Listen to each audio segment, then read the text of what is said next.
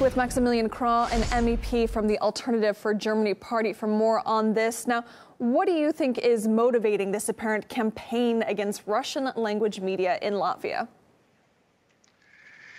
So we have several reasons, and we have to find it out. The first is that, there is a Russian minority in Latvia which still suffers from legal restrictions. So they are non-citizens, and we have to look at it. There is several rulings of the European Court on Human Rights against the Republic of Latvia, but there is a long-lasting anti-Russian sentiment in parts of the Latvian population.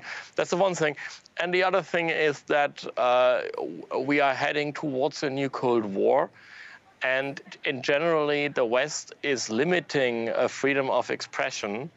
And those who claim always they are so much in favor of human rights and liberty, they do exactly the opposite. It's not just Latvia.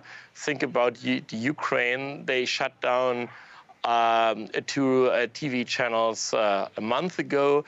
Now Latvia is copying that unacceptable behavior. So we just come into an era where freedom of expression and the choice of the news outlets you watch is not guaranteed anymore. And I think that all people in Europe should start to buy their VPN programs and VPN blockers to inform themselves independently.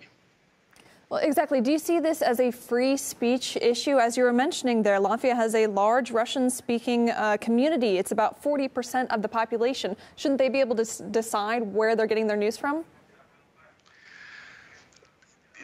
The Baltic states over the whole 1990s had a long history of call it as you want. Yes, the Baltics themselves would say they try to reestablish their national identity, but obviously they discriminated between a third and 40% of their population. So it is easy in such an atmosphere to attack Russian media, but they didn't it before. So obviously something new has come in addition to those long-lasting anti-Russian sentiments, and I would always think that this new Cold War atmosphere we have in the West against Russia and against China as well is now allowing the hawks in Riga and elsewhere to really limit freedom, to limit the civil rights of its citizens to watch what they want, and to have the free internet.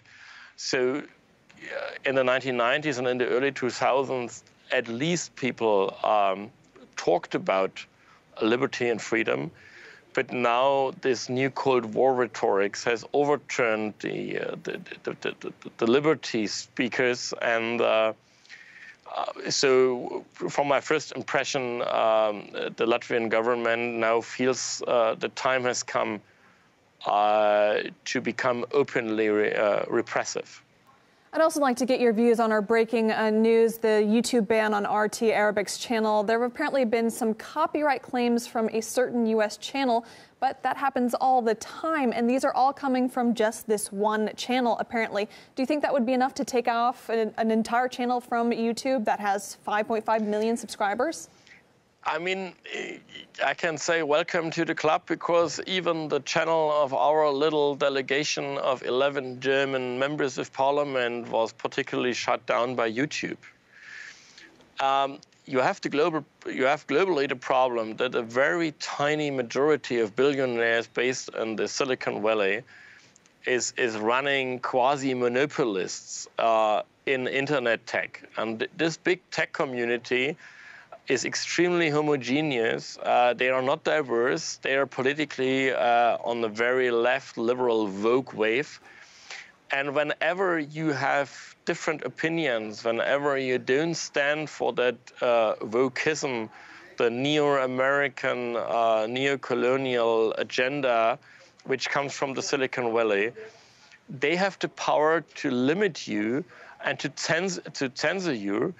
and they will always argue that they are a private company and that it's nothing to do with the Constitution. So the shift of power from democratically elected nation states to anonymous supranational organizations, and from then to billionaires, to big tech and big finance, is one of the most dangerous developments of our time. And you will see it furthermore. I mean, RT stands for open information and for the right to have different opinions than those that are liked in the Silicon Valley. And that means that they will show you their power they have. And so it's a political issue that we find ways to diversify internet technology, and that we bring new players into the business.